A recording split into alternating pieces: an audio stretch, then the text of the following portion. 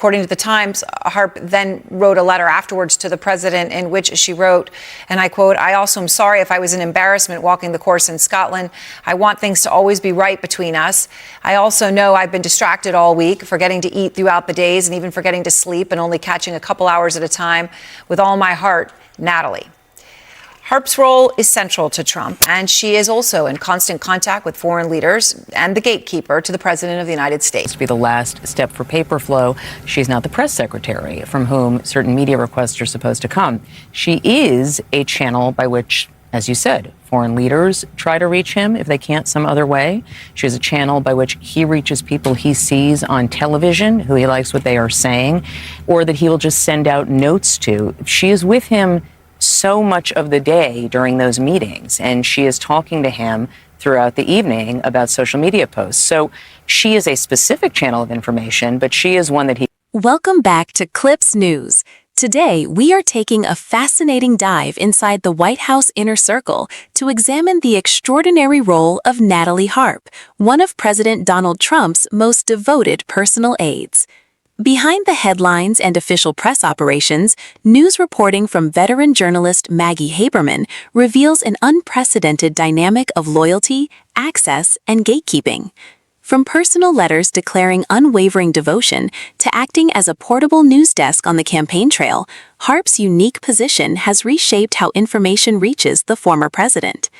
Today, we break down the private notes that surfaced, analyze how White House staffers react to her unmatched access, and explore what this unprecedented relationship reveals about power inside Trump's orbit. Let's get straight into the breakdown.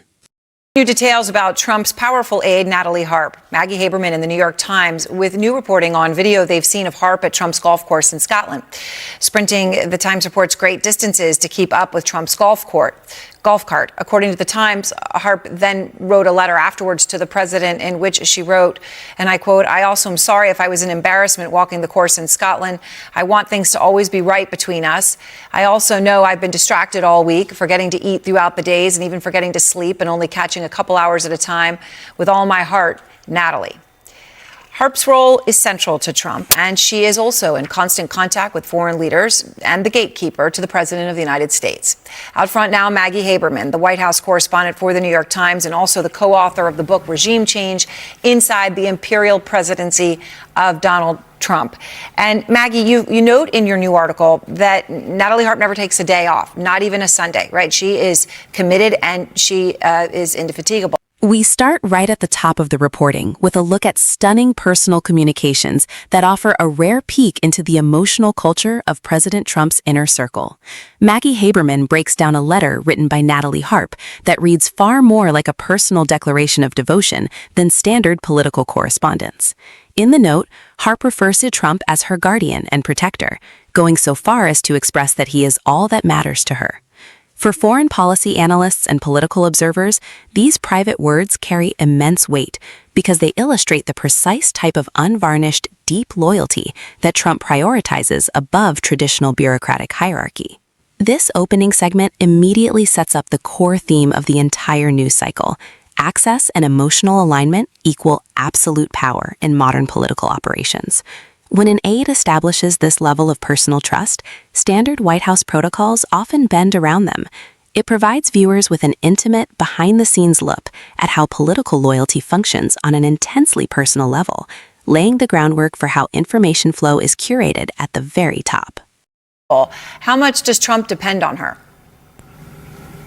A lot. And it's important to note, Aaron, in our reporting, that story was by Sean McCreesh, my colleague, and me. Jonathan and I have separate reporting in Regime Change just about how Trump views her. And part of it is, he will describe to other aides that, and said this during the interregnum period, that, everyone else will go off and make money. She'll never leave. That essentially she is the person who loves him as much as his wife and children. And she serves a specific purpose. In a White House, in a government, there are other channels, official channels of information. She doesn't provide him with his national security briefing, the presidential daily brief. She is not the White House staff secretary, which is supposed to be the last step for paper flow. She's not the press secretary from whom certain media requests are supposed to come. She is a channel by which, as you said, foreign leaders try to reach him if they can't some other way.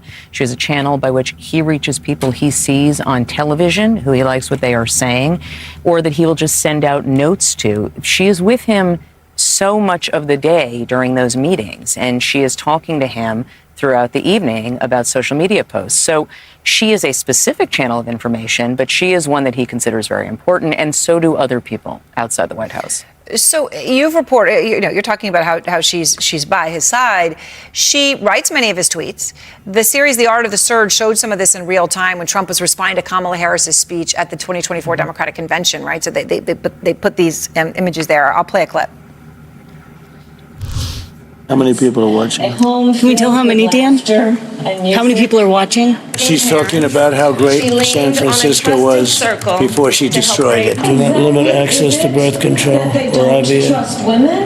That is a lie. Well, we trust women. I trust women also. To restore reproductive freedom And I will keep women safe.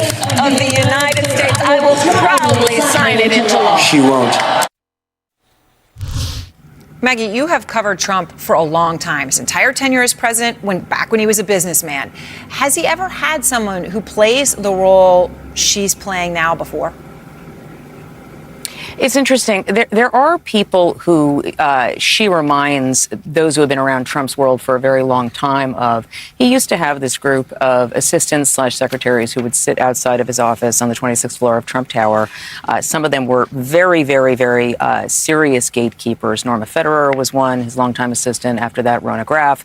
But there were a number of them, and he would refer to them as the girls. And so Natalie Harp has, in the observation of some people, taken over a similar role, where she is sitting, not outside the Oval Office most of the time, but in the Oval Office. She sits off to the side next to the entrance to the exit to the colonnade and the Rose Garden. She has a laptop or she has a tablet, and she is there when he wants to go fetch papers. She, for instance, was the person who handed Jonathan and me a 2-pager when we were in the Oval Office for a fact-checking interview with the president in March of this year, in which a history buff compared him to the most powerful monsters and conquerors that had ever lived. So, obviously she's got a position now of incredible power because, as you point out, it's not outside the Oval Office, it's inside the Oval Office. You've got world leaders that call her. But you report a few interesting things. One, she operates entirely outside the chain of command with all of that power and influence. So I'm curious, Maggie, from your reporting. In this deep dive analysis, veteran New York Times reporter Maggie Haberman unpacks the day-to-day mechanics of how Natalie Harp operates alongside Donald Trump. Often described around the campaign and White House as a human printer, Harp's primary role centers on keeping a steady flow of news articles, social media posts, and positive coverage directly in front of Trump wherever he travels. Equipped with a portable printer, paper, and battery packs, she ensures that articles, commentary, and public polling reach his desk instantaneously, bypassing traditional communications departments. Haberman points out that this position gives Harp an extraordinary amount of subtle influence over the former president's daily focus and public responses. In modern media politics, controlling what a political figure reads and reacts to in real time is one of the most powerful positions in any campaign or administration. The commentary emphasizes that while she may not hold a cabinet-level policy title, her proximity and control over information flow make her one of the most consequential figures in Trump's immediate orbit. What do other White House staffers think about her role?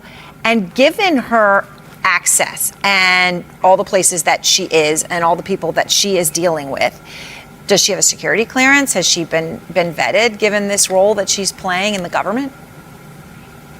Yeah, our understanding is that she does have a security clearance, although precisely where that was in the process last year, everybody who came into the Oval Office, into the West Wing at a senior level, was granted a security clearance on day one temporarily. She then, our understanding is, went through the process. It's not exactly clear when, though. There's been some reports that there might have been a lag.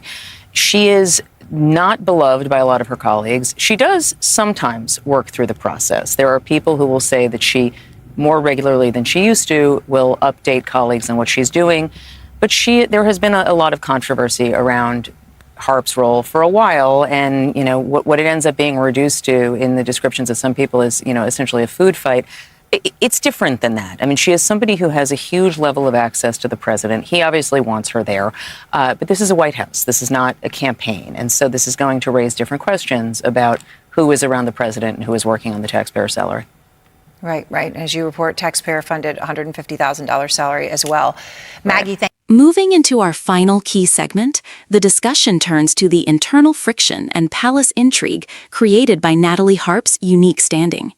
As Haberman explains, inside any high-stakes presidential administration, access to the Oval Office is the ultimate currency.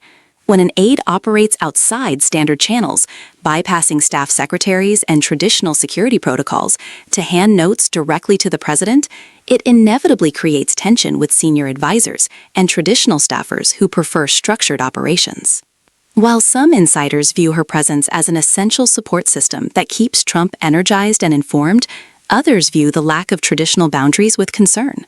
This segment captures the classic White House dynamic, where official job titles collide with informal personal influence. It leaves viewers with a sharp understanding of how inner circle politics really works when personal devotion outweighs traditional political hierarchy. If you enjoyed this breakdown, make sure to like the video and subscribe to CLPS News for more daily political and media analysis.